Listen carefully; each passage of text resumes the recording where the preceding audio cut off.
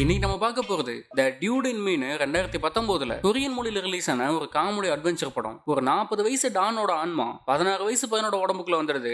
வேற வழி இல்ல, இந்த வாழ்க்கையை வாழ்ந்துதான் ஆகணும்னு நினைக்கும் போது டானோட எக்ஸ் லவரை பாக்குறான். ஒரு 16 வயசு பையனோட உடம்புல இருந்து 40 வயசு ஆகிற தன்னோட எக்ஸை எப்படியாவது கல்யாணம் பண்ணணும்னு நினைக்கிறான். கேட்கவே கொஞ்சம் வினோதமா தான் இருக்கும், ஆனா காமெடியாவும் இருக்கும். கண்டிப்பா இந்த படம் உங்களுக்கு பிடிக்கும். சோ கடைசி வரை பாருங்க. நம்ம சேனல் இப்பதான் முதல் தடவை பாக்குறீங்கன்னா மறக்காம சப்ஸ்கிரைப் பண்ணிக்கோங்க, அப்படியே லைக்கும் பண்ணிடுங்க. இப்போ இந்த கதைக்குள்ள போலாம். படத்தோட ஓப்பனிங் சீன்ல நம்ம ஹீரோவை காட்டுறாங்க. ஹீரோவுக்கு கிட்டத்தட்ட 40 வயசு ஆகுது. ஆனா ஜிம்முக்கெல்லாம் போய் பாடியை நல்லா ஃபிட்டா வச்சிருப்பாரு. மிகப்பெரிய பணக்காரன் டானும் கூட. ஆனா என்னதான் டானா இருந்தாலும் மனைவி இவரை மதிக்கவே மாட்டாங்க. ஏன்னா மனைவியோட அப்பா ஒரு ரிட்டையர் டானு. தன்னோட அப்பாவே டானா இருக்கிறதுனால உன்னை எதுக்கு மதிக்கணும்ன்ற மாதிரி இருப்பாங்க.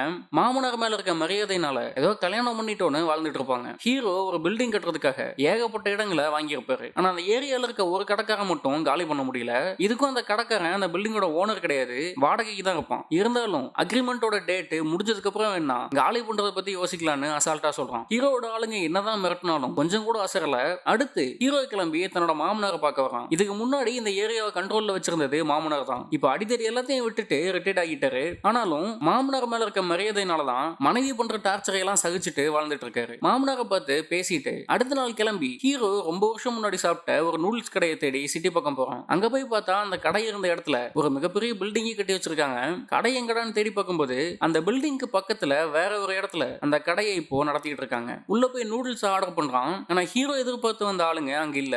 சமைக்கிறது வேற ஒருத்தங்க. சாப்பிட்டு பார்த்துட்டு கேவலமா இருக்கு, பழைய டேஸ்ட் இல்லைன்னு சொல்லிட்டு போறான். ஆனா அதே நூடுல்ஸை இன்னொருத்தன் வெளுத்து கட்டிட்டு இருக்கான். பல நாளா பட்னி கிடந்த மாதிரி சாப்பிட்டுட்டு இருக்கான். ஹீரோ அதை பார்த்துட்டு வெளியில வந்து போலான்னு நினைக்கும் போது ஹீரோவோட காருக்கு முன்னாடி குப்பையல்ற வண்டி நின்றுட்டு இருக்கு. சரி, அந்த வண்டி போற வரைக்கும் ஒரு சிகரெட் அடிக்கலாம்னு சொல்லி வெளியில வந்து நின்றுட்டு இருப்பான். அப்ப கொஞ்ச நேரத்துக்கு முன்னாடி நூடுல்ஸ் சாப்பிட்டுட்டு இருந்த பையன் மாடியில ஒரு ஷூ மாட்டிட்டு இருக்கும். அதை எடுக்க முயற்சி பண்ணி கால் தடுமாறி நேரா வந்து பொத்துன்னு ஹீரோ மேலேயே லேண்ட் ஆகுறான். கட் பண்ணா அந்த சின்ன பையன் ஹாஸ்பிட்டல்ல கண்முழிக்கிறத காட்டுறாங்க. முதல் சீன்ல ஹீரோவோட ஆளுங்க ஒரு கடைக்காரனை மிரட்டி இருப்பாங்கல்ல, அவர் தான் இந்த பையனோட அப்பாவும் கூட. அவர் பையனை பாக்குறதுக்காக வர்றாரு. கண்முழிச்சு அங்க இருந்த கண்ணாடியில தன்னோட முகத்தை பார்த்து அதிர்ச்சி ஆகுறான். என்னன்னு பார்த்தா இப்ப இந்த பையனோட உடம்புக்குள்ள இருக்கிறது நம்ம டான் ஹீரோ. கண்ணாடி போடாம கண்ணு கூட சரியா தெரியல. எப்பயுமே ஃபிட்டா இருந்தவரு இப்ப இந்த குண்டான உடம்புக்குள்ள இருக்கிறது அவருக்கு பிடிக்கல. ஏன்டா பையனை இவ்வளவு குண்டா வளர்த்து வச்சிருக்கேன்னு சொல்லி அந்த கடைக்காரனை திட்டுறாரு. யார் கேள்வி கேட்டாலும் திமிராதான் பதில் சொல்றாரு. வெளியில இருந்து பாக்குறதுக்கு தான் ஹீரோ ஸ்கூல் படிக்கிற பையன். ஆனா உள்ள இருக்கிறது ஒரு 40 வயசு ஆளு. அதுவும் டான் வேற. அப்புறம் எப்படி மத்தவங்களுக்கு மரியாதை கொடுப்பாரு? அடுத்து ஸ்கூல் பையனோட உடம்புல இருக்கிறத மறந்து பழக்க தோஷத்துல டானோட வீட்டுக்கு போறான். இவனை பார்த்து ஒய்ஃப் பயந்து கத்தி கலவரமே ஆகுது. செக்யூரிட்டியும் இவனை பிடிச்சி போலீஸ் கிட்ட ஒப்படைக்கிறாங்க. அப்பதான் வந்து ஹீரோ ஹாஸ்பிட்டல் இருந்து ஓடி வந்துட்டான், ஆக்சிடென்ட் ஆனதுனால மூளை குழம்பி இப்படி எல்லாம் பண்ணிட்டு இருக்கான்னு சொல்லி திரும்ப ஹாஸ்பிட்டலுக்கே கூட்டிட்டு வராங்க. ஹாஸ்பிட்டலுக்கு வந்ததுமே நேரா போய் தன்னோட உடம்ப பாக்குறான். இப்ப ஹீரோவோட உண்மையான உடம்பு கோமால இருக்கு. அந்த பாடிக்கு மேல போய் எகிரி எகிரி விழுறான், குதிக்கிறான். ஏன்னா மேல இருந்து கீழே விழும்போதுதான் ஒருத்தர் ஆன்மா மாறுச்சு. அதே மாதிரி இப்பவும் விழுந்தா மறுபடியும் சரியாகுமான முயற்சி பண்ணி பாக்குறான். ஆனா எவ்வளவு தடவை அந்த பாடி மேல விழுந்தாலும் எந்த பயனும் இல்ல. அப்ப டான் ஹீரோவுக்கு விசுவாசமா ஒரு மேனேஜர் இருப்பான். அவன் வந்து ஹீரோவை அடிச்சு வெளியில அனுப்புறான். அப்புறம் ஹாஸ்பிட்டல்ல இருந்து டிஸ்சார்ஜ் ஆகி வீட்டுக்கு வராங்க. ஹாஸ்பிட்டல்ல இருந்து அந்த பையனுக்காக டேபிள் நிறைய விதவிதமா சமைச்சு வச்சிருக்காரு அப்பா. ஹீரோ அதை பார்த்துட்டு வாயை புழக்கிறான். என்ன இவ்வளவு சாப்பாடு இருக்குன்னு கேட்கறான். அதுக்கு அப்பாவும் கம்மியா இருக்குன்னு கவலைப்படாத மகனே, இதையெல்லாம் நீ சாப்பிட்டு முடிக்கிறதுக்குள்ள நான் இன்னும் சமைச்சு எடுத்துட்டு வரேன்னு சொல்றாரு. ஜஸ்ட் ஒரே ஒரு ஸ்பூன் தான் எடுத்து சாப்பிட்டுருப்பான். ஆனா அந்த உடம்பு நல்லா சாப்பிட்டு பழகிட்டதுனால அவனே அறியாம எல்லாத்தையுமே சாப்பிட்டு காலி பண்றான். அடுத்த ரூமுக்கு வந்து தூங்குறான். அடுத்த நாள் காலையில அப்பா ஹீரோவை கூட்டிட்டு ஸ்கூலுக்கு போறாரு. பிரின்சிபல் கிட்டயே தெனாவட்டா போய் ஹலோ எப்படி இருக்கீங்கன்னு கை கொடுக்க போறான். கால் மேல கால் போட்டு கெத்தா உட்கார்றான். பிரின்சிபலுக்கு என்ன இவ்வளவு வித்தியாசமா பிஹேவ் பண்றான்னு ஒண்ணுமே புரியல. அப்பதான் கொஞ்சம் பேசி ஹாஸ்பிட்டலுக்கு போயிட்டு வந்ததுல இருந்து என் பையனோட நடவடிக்கையில நிறைய மாற்றம் தெரியுது, கொஞ்சம் பாத்துக்கோங்கன்னு சொல்லிட்டு போறாரு. ஹீரோவை தூக்கிட்டு வந்து கிளாஸ் ரூம்லயே உட்கார வைக்கிறாங்க. வேண்டா விருப்ப உட்காந்துருக்கான். இந்த கிளாஸ்லயே ஒரு 4 பேர் ஹீரோ எப்பயுமே வம்பழுத்துட்டு இருப்பாங்க. ஆனா ஹீரோ அதையெல்லாம் கண்டுக்காம அன்னைக்கு மதியம் லஞ்ச் பிரேக்ல ஹீரோ சாப்பிட்டுட்டு இருக்கும்போது பக்கத்து டேபிள்ல இன்னொரு பொண்ணு சில பொண்ணுங்க கேங்கா சேர்ந்து புள்ளி பண்ணிட்டு இருப்பாங்க. சாப்பிட வச்சிருந்த சாப்பாட்டை எடுத்து அந்த பொண்ணோட தலையில கொட்டி ரொம்பவே மோசமா நடத்துவாங்க. ஹீரோ அதை தட்டி கேட்பான். அப்போ அந்த கேங்ல இருந்த இன்னொரு பையன் ஹீரோவை அடிக்க வருவான். அதே சமயம் டீச்சர் அங்க வர ஹீரோவே அவனை பார்த்து இங்க வேணாம் வெளியில வா பாத்துக்கலாம்னு சொல்லி வெளியில கூட்டிட்டு வரான். வெளியில வந்ததுமே பலாருன்னு ஒரு அற விடுவான். கூட இருக்க பசங்க ஹீரோவை அடிக்க வந்தா அவங்களையும் பலாறு அடிச்சு அவங்களை அழுகவே வச்சிடறான். ஏன்னா இவன் இவ்வளவு நாளா பயந்தாங்கொழியா இருந்தான், திடீர்னு பேய் பிடிச்ச மாதிரி அடிக்கிறானேன்னு சொல்லி அவங்களுக்கு எதுவுமே புரியல. ஹீரோ கூடவே இன்னொரு சின்ன பையன் இருப்பான். அவனை பாத்ரூமுக்கு தூக்கிட்டு போய் ஹீரோவுக்கு என்ன ஆச்சுன்னு கேட்டு மிரட்டுறாங்க. அப்போ கரெக்டா ஹீரோ உள்ள வந்து அந்த பசங்களை அடிச்சு ஃப்ரெண்டை காப்பாத்துறான். இப்பதான் அந்த சின்ன பையன் எதுக்காக மாடிக்கு போய் அங்கிருந்து கீழே விழுந்து இவ்வளவு பிரச்சனை ஆச்சுன்னு சொல்றாங்க. இந்த புள்ளி பண்ற பசங்க ஹீரோவோட ஷூவை புடுங்கி அங்கிருந்த கம்பியில தூக்கி போட்டு உனக்கு ஷூ வேணும்னா போய் எடுத்து எடுத்துக்கொண்டு மிரட்டி இருக்காங்க. அப்படி அந்த ஷூவை எடுக்க போகும்போது தான் கீழே விழுந்திருக்கான். இந்த மேட்டர் எல்லாமே ஒருத்தனோட மொபைல்ல வீடியோவை ரெக்கார்ட் பண்ணி வச்சிருப்பாங்க.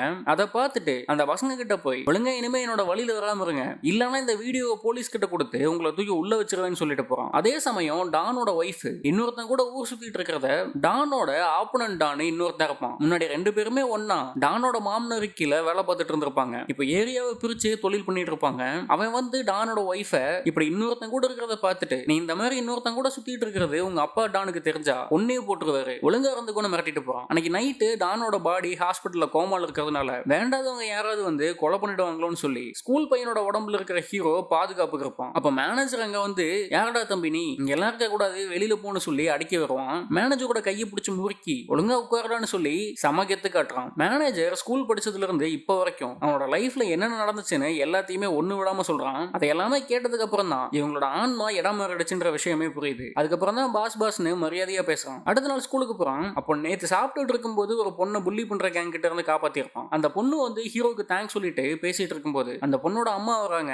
அவங்கள பார்த்ததுமே ஹீரோக்கு என்னாச்சுன்னு தெரியல, ஒரு மாதிரி படபடன்னு ஆகுறான், வேர்த்து கொட்டுது. என்ன ஆச்சுன்னா, டானு சின்ன வயசா இருக்கும்போது இவங்களதான் லவ் பண்ணிருப்பான். ஆனா பெரிய டான் ஆகணும்ன்ற ஆசையில லவ்வே வேணான்னு சொல்லிட்டு வந்திருப்பான். இப்போ என்ன தோணுதுன்னா, ஒருவேளை அந்த சின்ன பொண்ணு தன்னோட பொண்ணா இருக்குமோன்னு நினைக்கிறான். அதுக்காக மேனேஜரை வச்சு டிஎன்ஏ டெஸ்ட் எடுத்து பார்க்கறான். அந்த பொண்ணோட டிஎன்ஏவையும் அவளுக்கே தெரியாம எடுத்து டெஸ்ட்டுக்கு கொடுக்குறான். ரிசல்ட்ல 2 டிஎன்ஏவும் ஒத்து போகுது. அந்த பொண்ணுக்கு அப்பா ஹீரோ தான் தெரிய வருது. அப்படியே மனுஷன் உடஞ்சு போறான். தான் கண்ணு முன்னாடியே தன்னோட பொண்ணை தலையில சாப்பாட்டை கொட்டி புள்ளி பண்ணதெல்லாம் நினைச்சு பார்க்கறான். அடுத்து ஸ்கூலுக்கு போய் அந்த பொண்ணை யாராவது தொந்தரவு பண்றதை பார்த்தாலே முதல் ஆளா போய் எல்லாரையும் விரட்டி விடுறான். அடுத்து அந்த பொண்ணோட அம்மாவை பார்க்க போறான். ஹீரோவோட பழைய காதலியை பார்க்க போறான்னு கூட சொல்லலாம். இவங்க தான் நம்ம படத்தோட ஹீரோயின். அவங்க கூட பேசிட்டு இருக்கும்போது ஹீரோ அவங்க பேரை சொல்லி தான் கூப்பிடுவான். ரொம்பவே உரிமையோட பேசுவான். அவங்களுக்கு எதுவுமே புரியாது. இருந்தாலும் அவங்க பெருசா எதுவும் கண்டுக்கல. அவங்க கிட்டயே, உங்க பொண்ணுக்கு நான் சண்டை போட ட்ரைனிங் தரேன், எனக்கு தெரிஞ்ச ஒரு மாஸ்டர் இருக்காரு, நாளையில இருந்து நான் அங்க கோச்சிங்க்கு போலான்னு இருக்கேன், சோ உங்க பொண்ணையும் கூட்டிட்டு போலாமான்னு கேட்டு பெர்மிஷன் வாங்குறான். அடுத்த நாளே 2 பேரும் கோச்சிங் ஸ்டார்ட் பண்றாங்க. இங்க கோச்சா இருக்கிறதே நம்ம மேனேஜர் தான். 2 பேருக்கும் பயங்கரமா ட்ரைனிங் போகுது. அதே சமயம் காமெடியாவும் இருக்கு. அடுத்த கொஞ்ச நாள்ல நல்ல உருளைக்கிழங்கு மாதிரி இருந்த ஹீரோ இப்ப நல்லா ஃபிட்டா மாறிட்டான். கண்ணாடி போடுறதுக்கு பதிலா இப்ப லென்ஸ் யூஸ் பண்றான். ஸ்கூலுக்கு வரும்போது யாருக்குமே ஒன்னும் அடையாளம் தெரியல. ஹீரோவோட அழகுல பொண்ணுங்க எல்லாமே வாய பொளந்து பாக்குறாங்க. அன்னைக்கு ஸ்கூல் முடிச்சுட்டு வீட்டுக்கு வந்துட்டு இருக்கும்போது அப்பாவை சில ரவுடி பசங்க ரோட்ல போட்டு அடிச்சிட்டு இருப்பாங்க. ஏன்னா இவரு கொஞ்சம் கடன் வாங்கி இருப்பாரு, அதை திருப்பி கொடுக்கலன்னு சொல்லி அடிச்சிட்டு இருப்பாங்க. அதை பார்த்த ஹீரோ இப்பதான் ஜிம்முக்கு போய் நல்லா ஃபிட்டா இருக்கான். கூடவே சண்டை போடவும் ட்ரைனிங் எடுத்திருக்கான்றதால கோவம் வந்து அடிக்கலான்னு போவான். ஆனா அப்பா குறுக்க வந்து ஹீரோவை கீழே தள்ளி அவனுக்கு மேல அப்பா படுத்துப்பாரு, என்னோட பையனை ஒண்ணும் பண்ணிடாதீங்கன்னு மொத்த அடியையும் அவர் வாங்குறாரு. போட்டு மிதின்னு மிதிச்சுட்டு அந்த ரவுடி பசங்க அங்க இருந்து போறாங்க. முகமெல்லாம் ரத்தம் வலியும். ஆனா அந்த நிலைமையில கூட பையனுக்கு ஏதாவது அடிபட்டுருச்சான்னு தான் பாக்குறாரு. பையன் மேல அவ்வளவு பாசத்தோட இருக்காரு. ஹீரோ மேனேஜருக்கு கால் பண்ணி இந்த மாதிரி நடந்ததை சொல்லி அவங்கள போய் என்னன்னு பார்த்து கணக்கு முடிச்சிட்டுவான்னு சொல்லுவான். மேனேஜர் தனியால இங்க வந்து மொத்த பேரையும் அடிச்சு பறக்க விடுறான். மேனேஜர் நினைச்சிருந்தா கூட 10 பேரை கூட்டிட்டு வந்திருக்கலாம். ஆனா தனியாலா வந்து மாஸ்க் காட்டுறான். எல்லாரையும் அடிச்சு முட்டி போட வச்சு இதுக்கப்புறம் அந்த பெரியவர்கிட்ட எந்த பிரச்சனையும் பண்ணக்கூடாதுன்னு மிரட்டிட்டு வரான். அடுத்து ஹீரோ நேரா கிளம்பி பழைய காதலியை பார்க்க வரான். சின்னதா ஒரு ஹோட்டல் நடத்திட்டு இருப்பாங்க. ஹீரோ வந்ததுமே அவனுக்கு ஒரு நூடுல்ஸ் செஞ்சு தர்றாங்க. அப்போ அவங்க சாப்பிட வந்தவன்ல ஒருத்தன் ஹீரோயினோட பின்னாடி தொடுறான். அதை பார்த்ததுமே ஹீரோவுக்கு பயங்கரமா கோவம் வருது. தன்னோட காதலியை தன் கண்ணு முன்னாடி இன்னொருத்தன் தொட்டா கோவம் வரதானே செய்யும். தொட்டவனோட கையை பிடிச்சு முறுக்கி விடுறான். இன்னும் சில பேர் வரவும் அவங்களையும் அடிச்சு பொழக்கிறான். அப்போதான் ஹீரோயின் ஹீரோவை பார்த்து, என்ன தொட்டா உனக்கு எதுக்கு கோவம் வருதுன்னு கேக்குறாங்க. அதுக்கு இவனும், நான் உன்னை காதலிக்கிறேன், கல்யாணம் பண்ணா உன்னதான் பண்ணுவேன்னு சொல்றான். ஹீரோயினுக்கு ஒண்ணுமே புரியல. வயசுக்கு தகுந்த மாதிரி பேசு, என்னோட பொண்ணு உன்னோட கிளாஸ்ல தான் படிக்கிறா, அப்படி இருக்கும்போது என்ன லவ் பண்றேன்னு சொல்ற பைத்தியம்னு சொல்லி கத்துறாங்க. ஹீரோவும் சோகமா அங்கிருந்து போறான். அப்படி போகும்போது, என்ன இன்னும் உனக்கு ஞாபகம் வரலையா, நான் தான் உன்னோட பொண்ணுக்கு அப்பான்னு சொல்றான். இப்பதான் ஹீரோயினுக்கு பழசெல்லாம் ஞாபகம் வருது. டான் ஆகணும்ன்ற ஆசையில ஹீரோயின் பிரேக்கப் பண்ணிட்டு போயிருப்பான். அந்த டைம்ல ஹீரோயின் பிரெக்னெண்டா இருந்திருப்பாங்க. ஆனா அந்த விஷயம் ஹீரோவுக்கு தெரியாது. ஒருவேளை தெரிஞ்சிருந்தா அப்பவே ஹீரோயினை கல்யாணம் பண்ணிருக்கலாம். என்னதான் டானா இருந்தாலும் மத்தவங்களுக்கு ஒண்ணுனா முதல் ஆளா போய் உதவி பண்றான். ஹீரோ அவ்வளவு கெட்டவன் மாதிரியும் தெரியல. அடுத்த நாள் ஸ்கூலுக்கு வந்து தன்னோட பொண்ணு கூட பேசிட்டு இருக்கும்போது இன்னொரு பையன் வந்து, என்னோட வீட்டுல பார்ட்டி பண்ண போறோம், ஃப்ரீயா இருந்தா நீயும் வான்னு சொல்லிட்டு போறான். அந்த பொண்ணு ஹீரோ கிட்ட நான் போகவா வேண்டாமான்னு கேட்பா. அதுக்கு ஹீரோவும், அவன் நல்ல பையனா இருந்தா போ, இல்லனா வேண்டாம்னு சொல்லிட்டு போறான். அந்த பொண்ணும் கிளம்பி பார்ட்டிக்கு போறா. அதே சமயம் ஹீரோயின் ஒரு ஹோட்டல்ல மீட் பண்ணி, நம்ம பிரேக்கப் பண்ணிக்கும் போது நீ பிரெக்னெண்டா இருந்தது எனக்கு தெரியாது, தெரிஞ்சிருந்தா கண்டிப்பா உன்னோட்டு போயிருக்க மாட்டேன், அப்பவே கல்யாணம் பண்ணிருப்பேன், மன்னிச்சுக்கோன்னு சொல்றான். கொஞ்ச நாள் முன்னாடி நடந்த ஒரு ஆக்சிடென்ட்ல தான் நான் இப்படி இந்த உடம்புக்குள்ள வந்து மாட்டிக்கிட்டேன்னு சொல்றான். இப்பவும் உமால இருக்க காதல் குறையில, இப்பவும் உன்னை கல்யாணம் பண்ணிக்க நான் தயாரா இருக்கேன்னு சொல்றான். அதுக்கு ஹீரோயினும் என்னை பத்தி கொஞ்சம் கூட யோசிக்காம நடுத்தருவுல விட்டுட்டு போயிட்டு இப்போ வந்து கல்யாணம் பண்ணிக்கோன்னு சொன்னான். நான் சரின்னு சொல்லணுமான்னு சொல்லி கோவத்துல கத்துறாங்க. அதை பார்த்து அங்க இருக்கவங்க எல்லாருமே ஒரு மாதிரி வினோதமா பாக்குறாங்க. 40 வயசு பொண்ணு 16 வயசு பையன் கிட்ட கல்யாணம் பண்ணிக்க முடியாதுன்னு சொல்லி பேசிட்டு இருக்கிறத பார்த்து ஷாக் ஆகுறாங்க. இதுக்கு மேல இங்க இருக்க கூடாதுன்னு ஹீரோயின் கிளம்பும் போது ஹீரோ கொஞ்சம் கூட யோசிக்காம ஹீரோயினுக்கு கிஸ் பண்றான். இதுல கடுப்பாகி ஹீரோ கண்ணத்திலே பலர்னு ஒரு அற விட்டுட்டு அங்கிருந்து போறாங்க. ஆனா ஹீரோ விடுற மாதிரி தெரியல, பின்னாடியே போய் உன்னை விட மாட்டேன்னு சொல்லி கையை பிடிக்கிறான். அப்ப ஹீரோவுக்கு ஒரு கால் வருது. அதுல இவரோட பொண்ணுக்கு ஏதோ பிரச்சனைன்னு சொன்னதும் நேரா கிளம்பி அங்க போறான். பொண்ணை பார்ட்டிக்கு கூப்பிட்டு அவளை அசிங்கப்படுத்தணும்னு நினைச்சிருப்பாங்க. சரக்கு எடுத்து அவன் மேல ஊத்தி அதை மொபைல்ல ரெக்கார்டும் பண்றாங்க. ட்ரெஸ்ஸை கலட்டுன்னு சொல்லிட்டு இருக்கும்போது ஹீரோ உள்ள வந்து அவனோட கோட்டை கழட்டி பொண்ணுக்கு கொடுத்து கூட்டிட்டு வரான். அப்ப அவங்க விட மாட்டேன்னு தடுப்பாங்க. அதுலயும் மலமாடு மாதிரி ஒருத்தர் இருப்பான். அவன் முன்னாடி வர ஒரே கூத்துல அவனை படுக்க போடுறான். அதுல கொஞ்சம் அலறானுங்க. அடுத்து ஒவ்வொருத்தனையும் விரட்டி விரட்டி அடிக்கிறான். பொண்ணை இந்த பார்ட்டிக்கு இன்வைட் பண்ணவன அந்த பொண்ணே அடிச்சு கதற விடுறா. அடுத்து டானோட கோமால இருக்க பாடி ஹாஸ்பிட்டல்ல இருக்கும். அந்த ரூமுக்கு வெளியில 2 பேரை பாதுகாப்புக்கு நிறுத்தி வச்சிருப்பாரு மாமனாரு. மேனேஜர் உள்ள போலான்னு பார்த்தா விட மாட்டேன்னு சொல்றானுங்க. இந்த விஷயத்த மேனேஜர் வந்து ஹீரோ கிட்ட சொல்றான். ஹீரோ என்ன சொன்னான்னு காட்டல. அடுத்த சீனே மேனேஜர் நேரா கிளம்பி மாமனாரோட வீட்டுக்கு போய் அங்க இருக்க அடியாட்களை எல்லாம் அடிச்சு போட்டுட்டு மாஸ்க் காட்டுறான். இதெல்லாம் பார்த்து மாமனார் ஒரு செகண்ட் ஆடி போறாரு. பவ்யமா மாமனார் கிட்ட வந்து இந்த லெட்டரை பாஸ் உங்ககிட்ட கொடுக்க சொன்னாருன்னு ரொம்பவே மரியாதையோட கொடுக்குறான். அடுத்து ஹீரோ நடந்து போயிட்டு இருக்கும்போது அவனோட கிளாஸ்மேட் பொண்ணு வந்து லவ் லெட்டர் கொடுக்குது. அதை பார்த்து ஹீரோவுக்கு சிரிக்கிறதா இல்ல அழுகிறதான்னு தெரியல. ஒழுங்கா போய் படின்னு சொல்லிட்டு அங்கிருந்து போறான். அதே சமயம் ஹீரோயினோட பொண்ணு வந்து டான் தான் தன்னோட அப்பான்னு தெரியாம இந்த பார்ட்டியில எனக்காக சண்டை போட்டு என்னை காப்பாத்தணும், அவனை எனக்கு பிடிச்சிருக்கு, நான் அவனை லவ் பண்ணலாம்னு இருக்கேன்னு சொல்லி உங்ககிட்ட பர்மிஷன் வேணும்னு கேட்கறான். ஹீரோயினால எதுவுமே பேச முடியல. இந்த வயசுல இப்படி தோன்றதெல்லாம் சாதாரணம், ஆனா படிக்கிற வயசுல லவ் எல்லாம் பண்ணக்கூடாதுன்னு அட்வைஸ் பண்ணி அனுப்பிட்டு நேரா கிளம்பி ஹீரோவை பார்க்க ஸ்கூலுக்கு வராங்க. ஹீரோவை பார்த்து ஒழுங்கா இந்த உடம்பை விட்டு வெளியில போயிடு, என்னோட வாழ்க்கையில இருக்காத, நீ பண்றதையெல்லாம் பார்த்து என்னோட பொண்ணுக்கு உன் மேல காதல் வருது, நான் அவகிட்ட என்னன்னு சொல்லி புரிய வைக்கிறதுன்னு பேசிட்டு இருக்கும்போது அந்த பொண்ணு அங்க வருது. இவங்க 2 பேரும் பேசிக்கிறத பார்த்துட்டு உங்களுக்குள்ள ஒருத்தர் ஏற்கனவே தெரியுமான்னு கேக்குறாங்க. அப்ப ஹீரோ சும்மா இருக்காம நான் தான் உன்னோட அப்பான்னு சொல்றான். அதை கேட்டதுமே அந்த பொண்ணு என்னது நீ என்னோட அப்பாவான்னு வாய புழக்குது, உனக்கு பைத்தியம் தாண்டா பிடிச்சிருக்குன்னு சொல்லி திட்டிட்டு அங்கிருந்து போகுது. ஹீரோயினும் எதுக்காக உண்மையை சொன்னு சொல்லி அவங்களும் ஹீரோவை திட்டிட்டு போறாங்க. அதே சமயம் கோமால இருக்க டானை கொல்றதுக்காக ஆப்பனன்ட் அங்க வரான். கரெக்டா கொல்லலான்னு கிட்ட போகும்போது டானோட உடம்புல இருந்து சின்ன பையன் கண்ணு முழிக்கிறான். கோமால இருந்த பாடி திடீர்னு இறந்ததை பார்த்துட்டு கொலை பண்ண வந்தவன் மயங்கி பொத்துன்னு கீழே விழுறான். அப்புறம் ஹாஸ்பிட்டல்ல இருந்து நடந்த வீட்டுக்கு வரான். அப்பா ஏதோ வேலை செஞ்சுட்டு இருப்பாரு. நேரா வீட்டுக்குள்ள வந்து அப்பா எப்படி இருக்கீங்கன்னு கேக்குறான். அவரு ஷாக் ஆகி யாரா நீ, என்ன எதுக்குடா அப்பான்னு சொல்ற, எனக்கும் உனக்கும் ஒரே வயசு தான் ஆகுது, தலையில ஏதாவது அடிபட்டு மென்டல் ஆகிட்டியான்னு கேக்குறாரு. இருந்தாலும் சின்ன பையன் விடாம அப்பா அப்பான்னு பின்னாடியே போறான். அதை பார்த்து பயந்து அவரும் ஓடுறாரு. அப்ப கரெக்டா ஹீரோ உள்ளாரான். கோமால இருந்த தன்னோட பாடி நடக்கிறத பார்த்து ரொம்பவே சந்தோஷப்படுறான். அதுக்கப்புறம் தான் அப்பா கிட்ட நடந்ததை சொல்லி அந்த ஆக்சிடென்ட்டுக்கு அப்புறம் தான் எங்களோட பாடி இடம் மாறிடுச்சுன்னு சொல்றான். அப்ப கூட டானோட பாடியில இருக்க சின்ன பையன் எனக்கு பசிக்குதுன்னு சொல்லி அழுகிறான். பார்க்கவே அவ்வளவு காமெடியா இருக்கும். இப்போ 16 வயசு பையனா போய் ஹீரோயின் கிட்ட லவ் பண்றேன்னு சொல்லும் போதுதான் அவங்களுக்கு வியர்டா இருக்கும். தன்னோட காதலை ஏத்துக்க மாட்டாங்கன்னு சொல்லி இப்ப தன்னோட உடம்புல இருக்க சின்ன பையனுக்கு ட்ரைனிங் கொடுத்து ஹீரோயின் கிட்ட எப்படி ப்ரொபோஸ் பண்ணணும், எப்படி பேசணும்னு எல்லாமே சொல்லி கொடுத்து ஹீரோயினை பார்க்க கூப்பிட்டு போறாங்க. சின்ன பையனும் ஆரம்பத்துல நல்லா தான் பேசுறான். ஹீரோ சொல்லி கொடுத்த மாதிரியே மன்னிப்பு கேட்டு தன்னோட காதலை சொல்றான். அப்போன்னு பார்த்து ஹீரோவோட எதிரி டானு அங்க வரான். அதை பார்த்ததுமே டானோட உடம்புல இருக்க சின்ன பையன் பயந்து ஓடி போய் ஹீரோயினோட கையை பிடிச்சு அவங்களுக்கு பின்னாடி போய் ஒளிஞ்சுக்கிறான். என்னதான் 40 வயசு ஆளோட உடம்பு இருந்தாலும் உள்ள இருக்கிறது 14 வயசு பையன் தானே. இவங்க 2 பேரையும் சேஃபா ரூம்குள்ள விட்டு அனுப்பிட்டு வந்தவங்க எல்லாரையும் ஹீரோ போட்டு அடி பொழக்கிறான். எதிரிடானுக்கு எதுவுமே புரியல.